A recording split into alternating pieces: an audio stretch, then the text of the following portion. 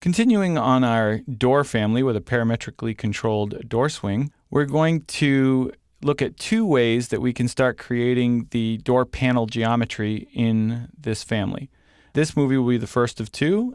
So we're actually going to use the work plane that's built into the reference line to draw our door geometry. In the next movie, we'll look at loading in nested families to use as panel geometry instead. The challenge we're going to have with using this reference line as a work plane is that it's at an angle right now. So there's really two ways we could approach that. We could simply flex the angle to an angle that's more conducive to working, such as 90 degrees. And that would make it easy for us to look at the view this way and to work directly on that reference line.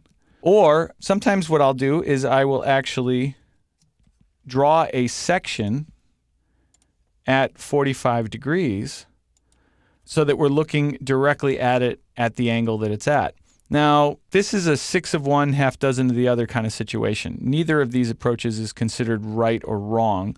It's really a matter of personal preference. Sometimes I like to do the 45 degree just because it kind of reminds me that I'm working on that plane. If I go to a 90 degree orientation, then I might get confused and I might end up working on this reference plane instead. Okay, so that's the only reason that I sometimes like to do it this way. Now, when I draw this section here, I can just simply double click it to look right at it. And the wall and the door geometry will look a little strange because you are actually cutting it at an angle. But what we're really interested in is this guy right down here. So you'll notice that our reference line is sitting there, and as we saw in the previous movie, there's that dashed box that surrounds it, and those are integral work planes built right into the reference line. What I want to do here is I want to set that reference line as the active work plane.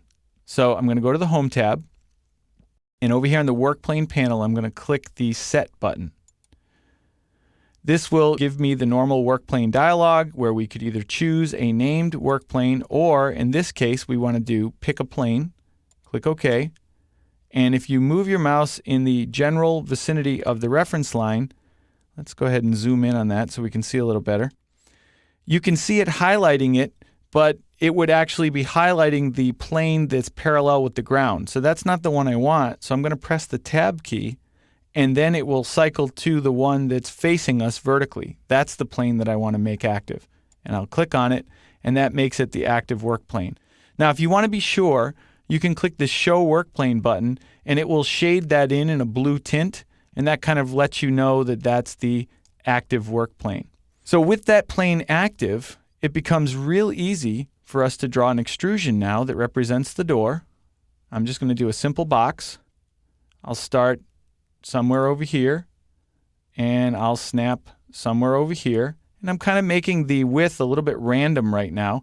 I'm going to lock the top, lock the bottom, and then I'm going to use my Align command to find the endpoint of the reference line. See if I can tab in there. Well, I'm not sure. It might already have it. I want to be sure here, so I'm going to move this line over pretty far away and then tab in here.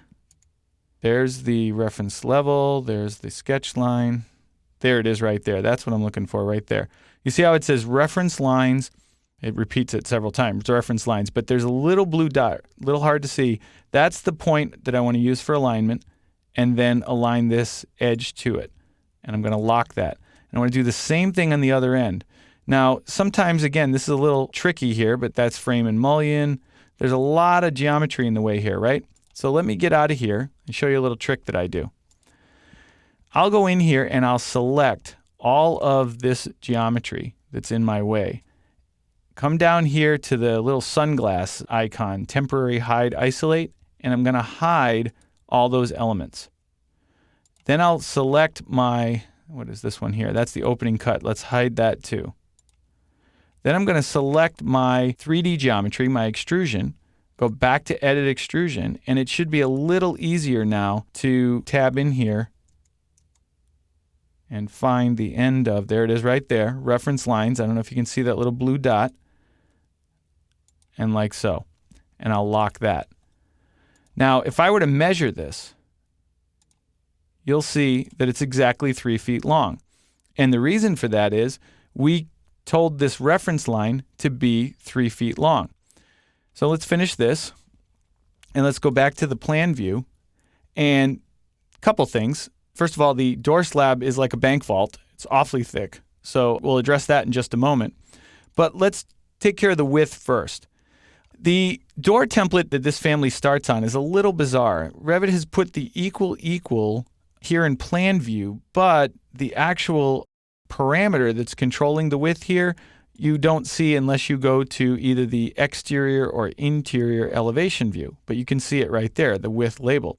I'm not sure why they did it that way. Personally, I would have put both this equal and the width label in the same view. I don't care if you put them in the plan view or if you put them in the elevation view, but putting one in one view and the other in the other view seems a little odd to me. What we're going to do is the same trick I just did a moment ago. I'm going to hide this geometry just for the moment so I can get a clear look at this reference line. Go to my dimensions, create an aligned dimension. I'm going to use the same tab trick that I used a moment ago to tab in and find that little point, and then do it again over here. A little trickier on this end, but if you keep tabbing, there it is. Get that little point, and I can pull out my 3-foot dimension.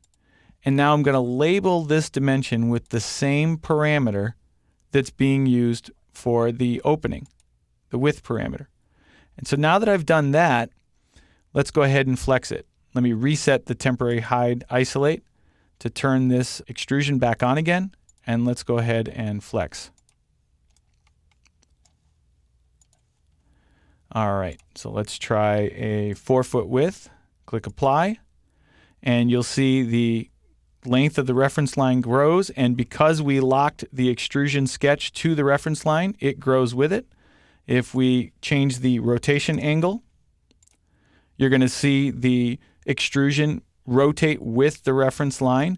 That's because the extrusion is drawn on the work plane of the reference line. If we didn't draw it on the work plane of the reference line, it would be very difficult to get that to happen. Okay, so that was the advantage of drawing on that work plane. Let me reset back to 45 and 3 feet. And then as far as the thickness goes, there is a parameter down here for thickness. Let's put in 2 inches for that right now. Click OK. I'm going to select this extrusion and show you a little trick here. We can actually take the extrusion start or the extrusion end and actually link those up with parameters. So I'm going to let the extrusion start stay at 0, and the extrusion end, I'm going to click the little button here, and I'm going to link that up with my thickness parameter. Click OK, and now the thickness of that panel just drops down to 2 inches. And again, I should flex it one more time. Let's try 4 feet. Let's try 25 degrees. Let's try 4 inches thick, and click apply, and everything seems to be working. And I'll reset it all back to the way it was.